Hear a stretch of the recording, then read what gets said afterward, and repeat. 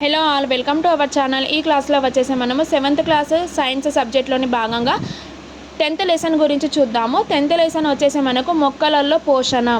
ఈ 7th క్లాస్లో మొత్తం 16th లెసన్స్ ఉంటాయి. ఇప్పుడు మనం 10th లెసన్ గురించి చూద్దాము. అరిస్టాటిల్ ఏం చెప్పానంటే మొక్కలు నేల నుంచి గ్రహించిన వాటి ఆధారంగానే ఆహారాన్ని ఉత్పత్తి చేస్తాయి. అరిస్టాటిల్ ఏం చెప్పారు? మొక్కలు నేల నుంచి గ్రహించిన వాటి ఆధారంగానే ఆహారాన్ని ఉత్పత్తి చేస్తాయి. అయితే Belgium Jan Baptist van Helmont గారు ఏం చెప్పారంటే 5 సంవత్సరం ప్రయోగాలు నిర్వహించిన ప్రయోగం అనేక కొత్త విషయాలను తెలిపాడు. ఏంటి 5 సంవత్సరాలు ప్రయోగాలు చేసి కొత్త విషయాలను తెలుసుకున్నాడు అన్నమాట. అయితే స్టీఫెన్ హెల్స్ ఏం చెప్పారంటే మొక్కలలో పత్రాలు బాష్పోత్సేక భాగాలను వివరించారు. మొక్కలలోని పత్రాలు బాష్పోత్సేక భాగాలని వివరణ ఇచ్చారు. ఎవరు? స్టీఫెన్ హెల్స్. అయితే పత్రాలు మొక్కలలో ఉన్న అధికమైన నీటిని ఆవిరి రూపంలో వెలుపలి పంపే భాగాన్ని వివరించారు. ఎవరు? స్టీఫెన్ హెల్స్ ఏం వివరించారు? పత్రాలు మొక్కల్లో ఉన్న అధికమైన నీటిని ఆవిరి రూపంలో వెలుపలిగే బయటకు పంపే భాగాన్ని వివరించారు. మొక్కలు ఆహారం తయారు చేయడంలో కాంతి అవసరమని తెలిపిన మొదటి శాస్త్రవేత్త. అలాగే పరిసరాలలోని గాలి మొక్కల్లోని వస్తూ పోతూ వాయు వినిమయం ఉంటుందని తెలియజేశారు. ఎవరు అనంటే స్టీఫెన్ హెల్స్. ఏం తెలియజేశారు? నీటిని ఆవిరి రూపంలో బయటికి పంపే భాగాన్ని, అలాగే కాంతి అవసరమని చెప్పినవారు, అలాగే గాలి మొక్కల్లోని వస్తూ పోతూ వాయు వినిమయం ఉంటుందని తెలియజేశారు. ఎవరు? Stephen Hales. Next Joseph Priestley. ఈయన ఆక్సిజన్ని కనుక్కున్న వ్యక్తి. గాలి పీల్చే విషయంలో జంతువులను అనుసరించే విధానాన్ని విరుద్ధంగా మొక్కలు నిర్వహిస్తున్నాయని ప్రయోగపూర్వకంగా నిరూపించాడు. అయితే జంతువులు గాలిని కలుషితం చేసే మొక్కలుగా శుద్ధి చేస్తాయని తెలిపాడు. అయితే ఏంటి? జంతువులు గాలిని కలుషితం చేస్తే మొక్కలు గాలిని శుద్ధి చేస్తాయని చెప్పాడు. ఎవరు? Joseph Priestley. Next engine house ఏం చెప్పారు చూడండి. ప్రిస్లీ చేసిన ప్రయోగాన్ని ఇంజన్ హౌజ్ వేరువేరు పరిస్థితుల్లో నిర్వర్తించడానికి ప్రయత్నం చేశారు. ఏంటి?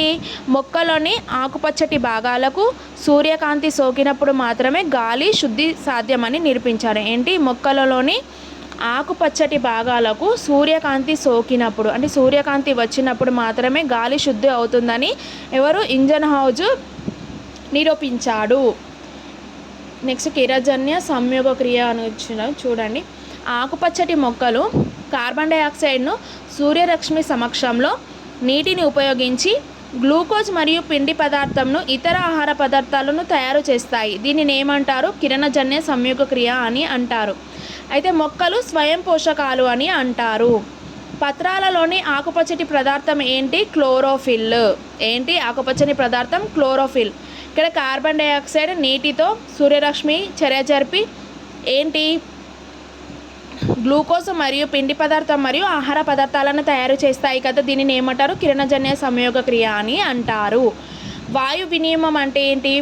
మొక్కలు వేర్ల ద్వారా నీటిని నేల నుంచి గ్రహిస్తాయి. ఏంటి? మొక్కలు వేర్ల ద్వారా నీటిని నేల నుంచి గ్రహిస్తాయి. అలాగే గాలిలోని కార్బన్ డైఆక్సైడ్ను వినియోగిస్తాయి. ఈ పనిని పత్రాలు నిర్వర్తిస్తాయి. ఈ పత్రాలలో ఉండే చిన్న చిన్న రంధ్రాల ద్వారా వాయు వినిమయం జరుగుతుంది. వీటిని సూక్ష్మదర్శిని ద్వారా మాత్రమే చూడగలుగుతాం. దీనిని ఏమంటారు? పత్ర రంధ్రాలు అని అంటారు. ఈ పత్రాలలో చిన్న చిన్న రంధ్రాల వంటి వాయు వినిమయం జరుగుతుంది కదా. దీనిని సూక్ష్మదర్శిని ద్వారా చూస్తేనే కనిపిస్తుంది. దీనిని ఏమంటారు? పత్ర రంధ్రాలు అని అంటారు.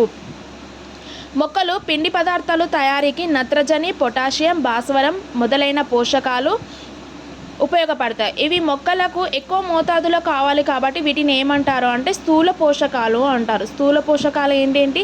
మొక్కలు పిండి పదార్థం తయారీకి నత్రజని, పొటాషియం, భాస్వరం ముఖ్యమైన పోషకాలు.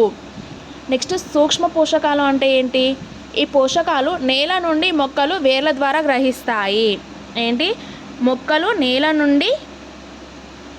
మొక్కలు వేర్ల ద్వారా గ్రహిస్తాయి. అయితే తక్కువ పరిమాణంలో అవసరమయ్యే పోషకాలు ఉంటాయి. ఏంటి? కోబాల్ట్, జింక్ ఇలా తక్కువ పోషకాలు ఉండేటి ఏంటి? సూక్ష్మ పోషకాలు. నెక్స్ట్ బంగారు తీగ కస్కుట గురించి ఇచ్చాడు.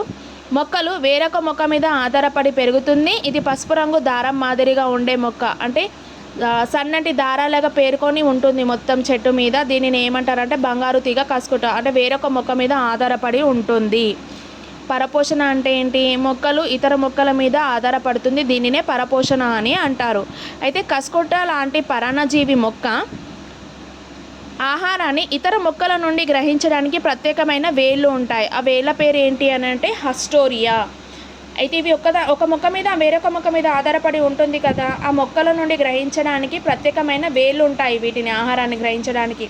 దీనిని ఏమంటారు? హస్టోరియా అని అంటారు. ఇవి అతిథేయ కణజాలంలోకి చొచ్చుకుపోయి ఆహారాన్ని సేకరిస్తుంది. ఏంటి? ఆహారాన్ని సేకరిస్తుంది. నెక్స్ట్ పుతికాహారులు టాపిక్. చనిపోయిన కుళ్ళిన పదార్థాలపై పెరిగే మొక్కలు ఏంటి? పుట్టగొడుగులు కదా. ఇవి వర్షాలు పడిన తర్వాత గొడుగు వంటి నిర్మాణాలు నేలపై పెరుగుతాయి. వీటిని ఏమంటారు? పుతికాహారులు అంటారు. అయితే తడి రొట్టెల మీద పచ్చళ్ళ మీద నల్లటి మచ్చలు ఏర్పడతాయి. దీనిని ఏంటి? శిలీంధ్రాలు అని అంటారు. బ్రెడ్ మీద ఖరాబ్ అయినప్పుడు పైన నల్లటి మచ్చలు ఏర్పడతాయి కదా, అవేంటి? శిలీంధ్రాలు. దీనిలో క్లోరోఫిల్ ఉండదు. ఇవి కుళ్ళిన పదార్థాల నుంచి కర్బన పదార్థాల నుంచి గ్రహిస్తాయి. ఏంటి? శిలీంధ్రాలు. కీటకాహార మొక్కలు అంటే ఏంటి? కొన్ని మొక్కలు తమంతట తాము ఆహారాన్ని తయారు చేసుకోకుండా కీటకాలను తినడం ద్వారా ఆహారాన్ని పొందుతాయి. అయితే ఈ మొక్కల ఆకులకు కీటకాలు పట్టుకోవడానికి వీలుగా నిర్మాణాలు ఉంటాయి. నత్రజని తక్కువ ఉన్న నేలలో ఇవి పెరుగుతాయి. ఏంటి? కీటకాహార మొక్కలు ఏంటి? నత్రజని తక్కువ ఉన్న ప్రదేశాలలో పెరుగుతాయి. ఇవి కీటకాల నుంచి నత్రజని సంబంధ పదార్థాలను గ్రహిస్తాయి కాబట్టి ఆకుపచ్చగా ఉంటాయి. కాబట్టి ఇవి స్వయంగా ఆహారాన్ని తయారు చేసుకుంటాయి. ఏంటి? కీటకాహార మొక్కలు ఆహారాన్ని స్వయంగా తయారు చేసుకుంటాయి. కొన్ని ఎగ్జాంపుల్స్ చెట్లు చూడండి. ఏంటేంటి? డ్రాసీరా, యుట్రిక్యులేరియా, నెపంథిస్ వీనస్. నెక్స్ట్ ఏంటి? ఫ్లైట్రాప్.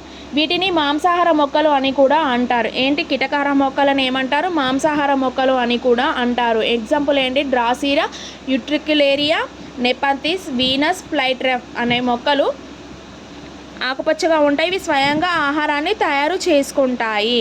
సహజీవనం అంటే ఏంటి? లెగ్యూమ్ జాతి మొక్క వాటి వేర్లలోని బొడపలలో బ్యాక్టీరియా ఉంటుంది. ఏంటి? లెగ్యూమినస్ బ్యాక్టీరియా అనేది ఉంటుంది. లెగ్యూమ్ జాతి మొక్క వాటి వేర్లలో రైజోబియం అనే బొడిపెలలో బ్యాక్టీరియా ఉంటుంది. రైజోబియం ఒకదానితో ఒకటి ఉపయోగపడి జీవించడం దేంటి? సహజీవనం అని అంటారు. లైకెన్ అంటే ఏంటి? సమతల పరాన్నజీవనం.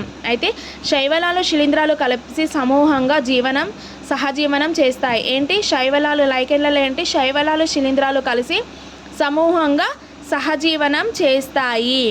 అయితే శిలీంధ్రాలు శైవలాలకు తీవ్రమైన కాంతి నుంచి రక్షించడం కాకుండా ఎండిపోకుండా కాపాడుతుంది. శిలీంధ్రాలు శైవలాలను ఏం చేస్తుంది? వాటి కాంతి నుండి రక్షించి అలాగే ఎండిపోకుండా కాపాడుతుంది. అయితే శిలీంధ్రాలకు కావలసిన ఆహారం ఎవరిస్తారు అని అంటే శైవలాలకు ఇస్తాయి. పరాన్నజీవి ఏంటి? కస్కుట. పుతికాహారులు పుట్టిగొడుగు. కీటకాహార మొక్కలు ఏంటి? డ్రాసీరియా, యుట్రిక్యులేరియా, నెపంథిస్. సహజీవనం వచ్చేసి వేరుశెనగ అంటే రైజోబియము. సహజీవనం అంటే చెప్పాం కదా, ఒకదానికొకటి ఉపయోగపడి జీవించడం ఏంటి? వేరుశెనగ, రైజోబియం. సమతల పరాన్నజీవనం వచ్చేసి లైకెన్. నెక్స్ట్ క్లాస్లో మనం 11th లెసన్ గురించి చూద్దాము.